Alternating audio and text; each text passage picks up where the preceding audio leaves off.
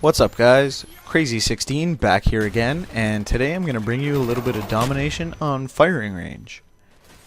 Now I know it's been a while since my last video, and I wanted to apologize for that. It's been a little bit hectic in my personal life. I'm just about to graduate, finish up university.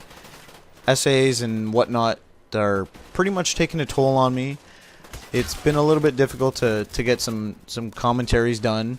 I do have a lot of content backed up on my hard drive. It's just doing the commentaries and doing the actual video editing and whatnot. It takes a little bit of time, and as of right now, I'm actually just finishing up one of my final essays before I graduate. So hopefully when this is all done, I'm going to be putting out more videos at least once a week, like I said. But hopefully you guys can bear with me, and when that's all over, then I'll definitely start to put out some more content for you guys and give you a little more tips. So today I actually wanted to extend what I was talking about from my last video and continue on with the whole custom building of your character and your play style within the Call of Duty game.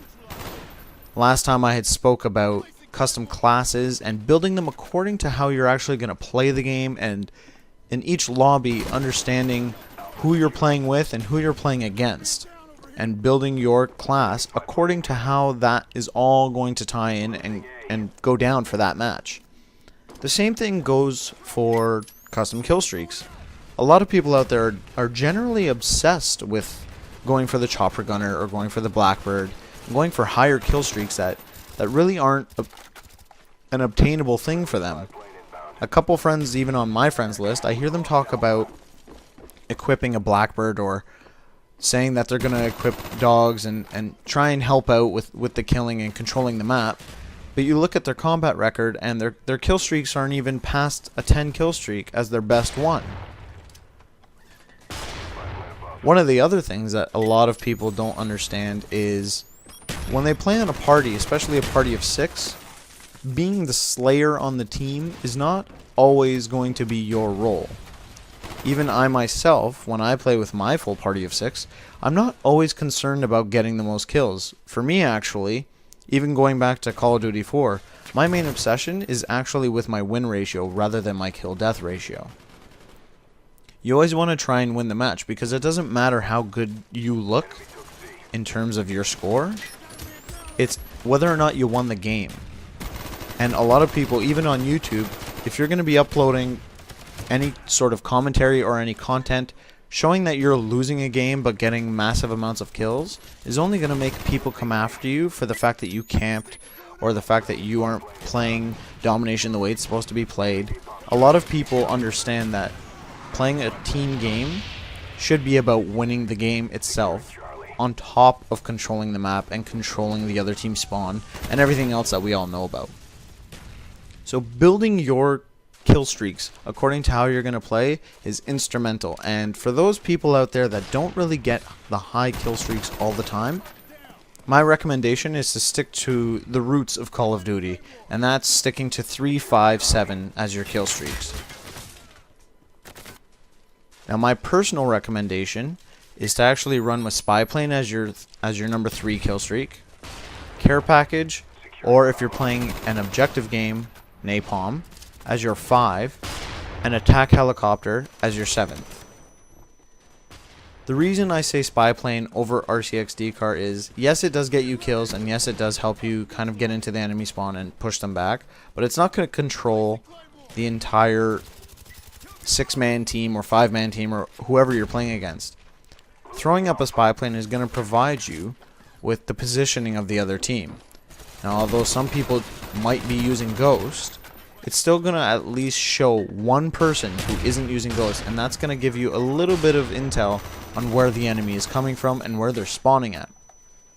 Paying attention to that is going to be absolutely perfect when you start to figure out that even though people are using Ghost, they still spawn in the same general areas, and pushing them back into those areas is going to help you control the map even better. Now I said for the 5th kill streak, Care Package or Napalm, depending on what type of game you're playing. If you're playing an objective type game, you want to run Napalm just because If you're running after, let's say, for example, the headquarters, you want to throw your napalm right over the headquarters or just before it from where the enemy is spawning. That way, they can't access that point until the napalm itself is gone.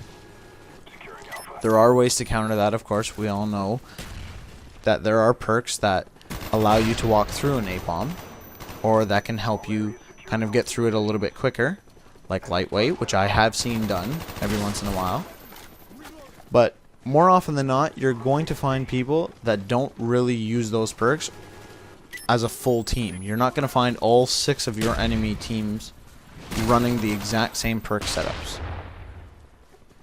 Now, if you're playing a team-based game where there's no objective, and it's just a Slayer type of match, like Team Deathmatch, using care package is a little bit more acceptable because it's actually going to drop you a random kill streak, and who knows, you might end up with a chopper gunner out of that, and that'll help you control the game much better because it's all based on your kills.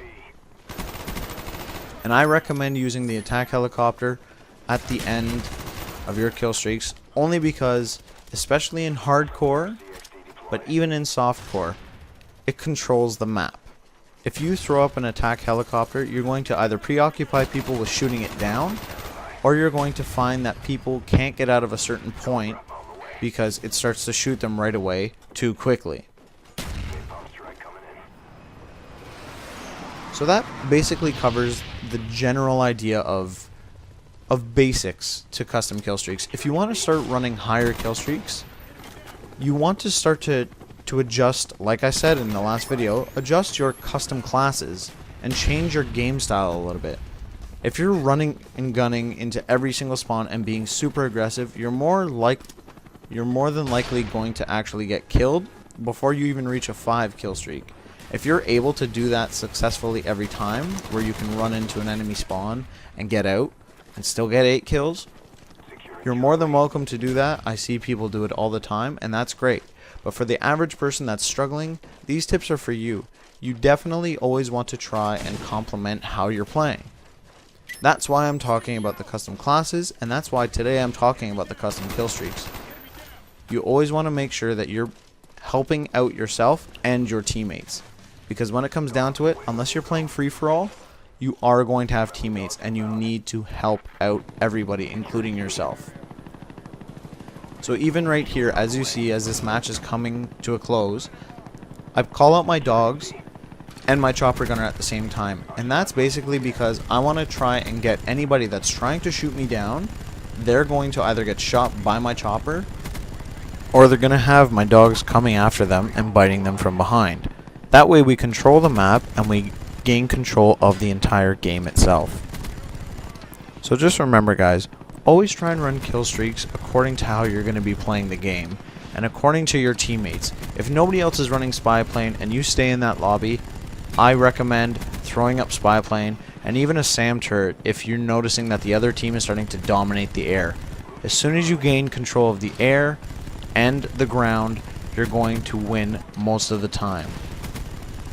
But that about sums it up, guys. I want to thank you for watching. I'm going to be putting out more content very soon. Please check back whenever you can. Leave a comment, like, and subscribe. But other than that, thanks for watching, and I'll see you guys later.